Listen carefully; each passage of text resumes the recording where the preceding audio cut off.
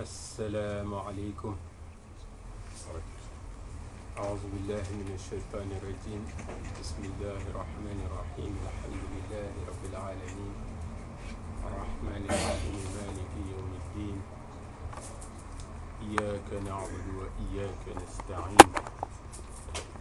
اهدنا الصراط المستقيم صراط الذين أنعمت عليهم غير المغضوب عليهم ولا الضالين آمين.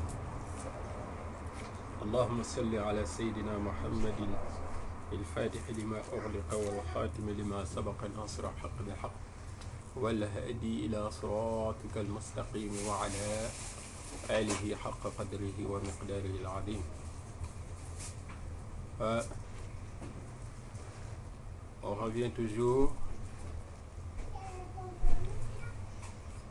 autour des enseignements de Sayyidina Cheikh Ahmed Tidjani radiyallahu ta'ala anhu. On avait commencé déjà un ders sur le adab, le comportement, la discipline que doit adopter le disciple Tidjani quand il fait son zikr, quand il est dans une assemblée, quand il est tout seul, quand il est avec Allah subhanahu wa ta'ala, donc à tout moment de sa vie, parce qu'on est toujours avec Allah subhanahu wa ta'ala. Mais le adab, c'est une notion qui est primordiale. On ne peut pas évoluer en matière de spiritualité dans le batin sans avoir le adab. On ne peut pas évoluer dans la tariqa si on n'a pas le adab. Même le zikr, quand tu fais ton lazim, quand tu fais ta wazifa, la façon dont tu t'assois, la concentration, etc., etc., ça c'est du adab. Le adab aussi, c'est la relation que l'on a avec ses frères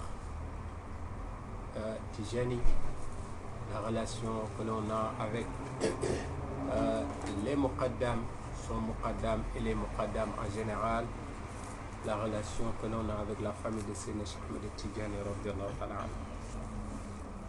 Mais le adab, beaucoup d'ulama ont parlé du adab, de la discipline en matière de spiritualité. Parce que le mot adab, ça signifie littérature. En arabe, si on parle de l'adab, c'est la littérature en général. C'est un mot technique. Mais le adab, en fait, ça va plus loin que ça, parce que ça conditionne l'éducation de l'individu, sa discipline. Parce que auparavant, les gens étaient éduqués par rapport aux écrits. Les gens prenaient les leçons, suivaient les leçons qui étaient écrites en quelque sorte. C'est pour ça que en arabe, le mot adab est resté un mot technique et qui veut dire littérature. Mais en matière de spiritualité, ça va plus loin. Ça conditionne le comportement du disciple, la horma qu'il doit avoir, etc., etc. Peut-être qu'on aura d'autres séances. On en avait parlé pour l'enregistrement passé. On en parle aujourd'hui. Alors, il y a un grand alim qui s'appelait Abdullah ibn Mubarak radiyallahu anhu. Il dit قد أكثر الناس في الأدب. Il dit beaucoup de gens ont parlé de adab, de la notion de adab. وَنَحْنُ نَقُولُ الْأَدَبْ مَعْرِفَةُ النَّفْسِ. Il dit que nous, beaucoup de gens, ils ont parlé de la notion de adab, mais nous on dit que adab, c'est le fait de se connaître soi-même. ثم قال أثره هذه إشارة منه رحمة الله تعالى عليه إلى أن النفس منبع الجهالات. Parce qu'il dit que le nafs de l'individu, à Paris j'avais parlé de nafs dans la conférence. Vous savez, l'individu, tout individu a 4 choses. Il a le nafs, il a le ruh, il a le aql, il a le qalb. Le nafs c'est son ego, ruh c'est son âme, aql c'est son intelligence, sa raison, le qalb c'est son cœur. Quand on dort, le nafs s'en va. Allah yatawaffa al-anfus hina mawtaha. Allah subhanahu wa ta'ala, il dit que quand on dort, le nafs il s'en va, mais le ruh il reste, etc., etc.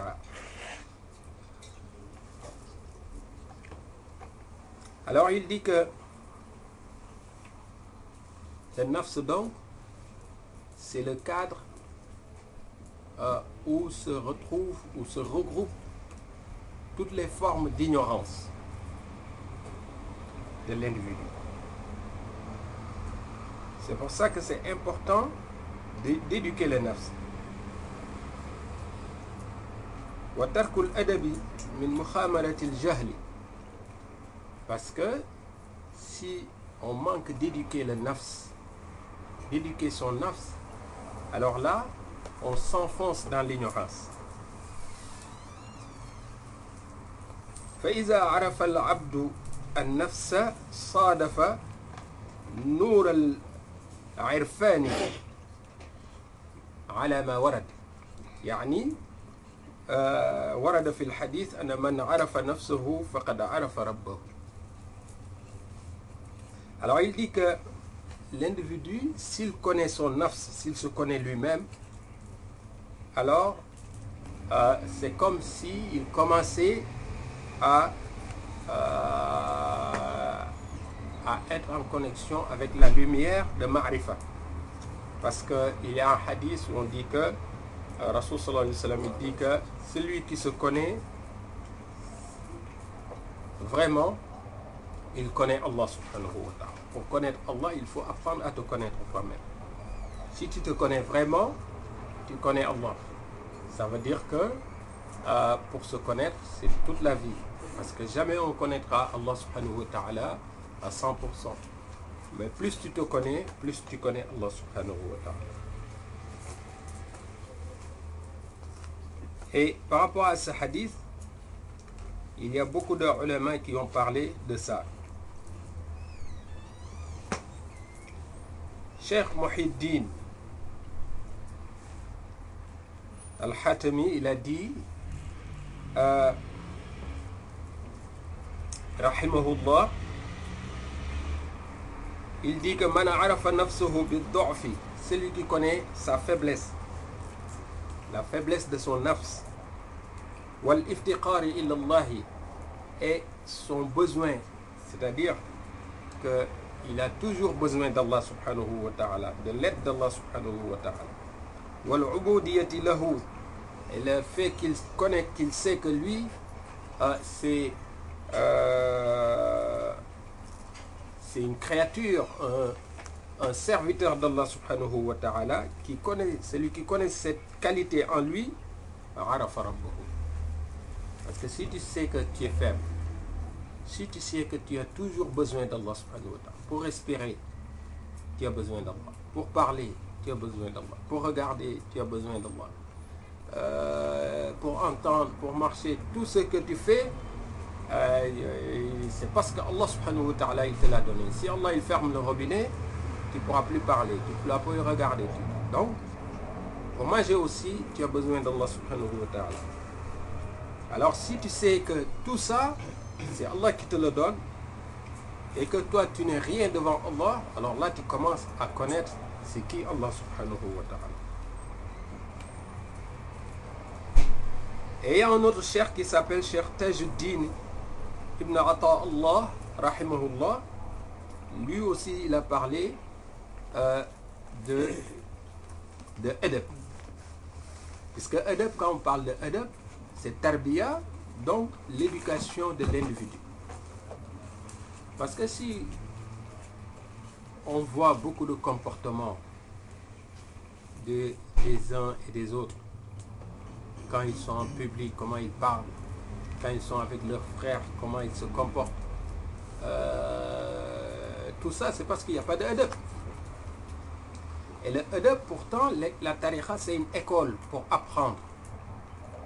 La tariqa, c'est pas seulement avoir son chapelet, aller dans les cercles de zikr et revenir. Non, c'est une école pour apprendre à se purifier, pour apprendre à avoir de meilleurs comportements, pour apprendre à être respectueux, pour apprendre à être discipliné. Quand on parle, on sait que celui-là, il est sorti de la tariqa tijaniya. Et maintenant, c'est le contraire. Quelqu'un, il vit toute sa vie durant, il est dans la tariqa tijaniya. À chaque fois qu'il parle, tu as envie de boucher les oreilles. Parce qu'il va dire la hawla wa la quwwata illa billah. Quand il agit, tu as envie de t'enfuir, de ne pas voir ce qu'il fait. Parce que tellement ce qu'il fait, c'est grave. Alors que la tariqa, c'est une école pour apprendre à se purifier. C'est une école pour que notre nafs ne nous domine pas, mais c'est nous qui dominons notre nafs. Mais quand le nafs nous domine, eh bien, on devient comme des animaux. Ce que dit Allah subhanahu wa ta'ala, il y a des gens qui sont comme des animaux, mais ils sont pires que des animaux. Et ça, c'est grave. Alors, il dit que par rapport à ce hadith, il y a في هذا الحديث تأويلان أحدهما, il y a deux significations dans ce hadith. Il dit que si tu te connais vraiment, alors tu commences à connaître Allah subhanahu wa ta'ala. Celui qui se connaît, il connaît Allah subhanahu wa ta'ala. Plus tu te connais, plus tu connais Allah subhanahu wa ta'ala. من عرف نفسه بذلها وعجزها وفقرها عرف الله بعزه Celui qui connaît sa bassesse, son nafs, caractérisé par sa bassesse, par sa faiblesse et par sa pauvreté, alors il connaît que il connaît Allah par sa puissance, sa dignité, sa grandeur et sa richesse. Parce que plus tu connais que, plus tu sais que tu es pauvre, plus tu sais que Allah subhanahu wa ta'ala il est riche. Plus tu sais que tu es faible, plus tu sais que Allah subhanahu wa ta'ala il est puissant. Plus tu sais que tu es bas, tu es indigne, plus tu sais que Allah subhanahu wa ta'ala c'est la noblesse. Allah subhanahu wa ta'ala c'est la grandeur dans tous les sens. Il dit que ça c'est la première signification de ce hadith. Celui qui se connaît, plus tu te connais, tu connais Allah subhanahu wa ta'ala. Alors, والثاني من عرف نفسه فقد دل ذلك منه على أنه عرف الله من قبل. Celui qui se connaît, ça veut dire que il connaissait Allah auparavant. On ne peut pas se connaître sans connaître Allah subhanahu wa ta'ala. Vous voyez, là il a donné deux explications à ce hadith. La deuxième explication, il dit que on ne peut pas se connaître si on ne connaît pas Allah subhanahu wa ta'ala. Parce qu'il y a en toi quelque chose qui est très complexe. Si tu ne connais pas Allah subhanahu wa ta'ala, jamais tu ne pourras te connaître. Il dit que dès lors que tu te connais, man arafa nafsahu faqad dalla dhalika, ça veut dire que faqad arafa Allah min qabl, tu connais Allah subhanahu wa ta'ala auparavant. Ça veut dire que ce qu'Allah il a mis en nous, c'est quelque chose qui est très complexe. فالأول حال السالكين. Il dit que la première explication, le premier cas, c'est l'état des salikin. Les salikin, c'est-à-dire ceux qui s'engagent en matière d'adoration d'Allah subhanahu wa ta'ala, d'amour d'Allah subhanahu wa ta'ala. وَثَانِي حَالُ الْمَجْزُوبِينَ. Le deuxième cas, c'est le cas de ceux qui sont attirés par Allah subhanahu wa ta'ala. Il y en a qui s'engagent dans la voie d'Allah subhanahu wa ta'ala, qui font des efforts, mais il y en a qui sont attirés par Allah subhanahu wa ta'ala. C'est la lumière d'Allah qui les attire. Tu vois quelqu'un qui était dans le haram, où il ne s'intéressait pas à Dieu, d'un jour à l'autre, tu le vois, il change complètement. Alors qu'il n'y a personne qui lui a parlé, il n'y a personne qui lui a donné de livres. Un jour à l'autre, il change comme si c'était le jour et la nuit. C'est ça qu'on dit halul majzoubin. Ils sont attirés par la lumière d'Allah subhanahu wa ta'ala. Le premier cas, c'est le cas de halul salikin, ceux qui se sont rendus compte qu'ils ont fait trop d'erreurs dans leur vie, etc., etc. Maintenant, il est temps de changer. Ils commencent à se documenter, ils commencent à fréquenter des gens, ils commencent à apprendre petit à petit, et petit à petit, ils changent, jusqu'on voit que celui-là, mashallah, vraiment, il a fait des efforts. Ça, c'est le halul salikin. Mais halul majzoubin, c'est quelqu'un qui, tout à coup, tu vois qu'il change. C'est-à-dire, lui, il a été attiré par la lumière d'Allah subhanahu wa ta'ala. Qu'Allah nous donne les deux cas en même temps, Inch'Allah. On va s'arrêter là, Inch'Allah. Et en demandant qu'Allah subhanahu wa ta'ala qu'il nous donne plus d'adab, Inch'Allah. Plus d'adab pour qu'on puisse profiter de la lumière du prophète sallallahu alayhi wa sallam. أقول قولي هذا واستغفر الله لي ولكم ولوالدي ولوالديكم فاستغفروه إنه كان غفارا. اللهم صل على سيدنا محمد الفاتح لما أغلق والخاتم لما سبق ناصر الحق بالحق والهادي إلى صراطك المستقيم وعلى آله حق قدره والمقدار العظيم. سبحان ربك رب العزة عما يصفون وسلام على المرسلين والحمد لله رب العالمين.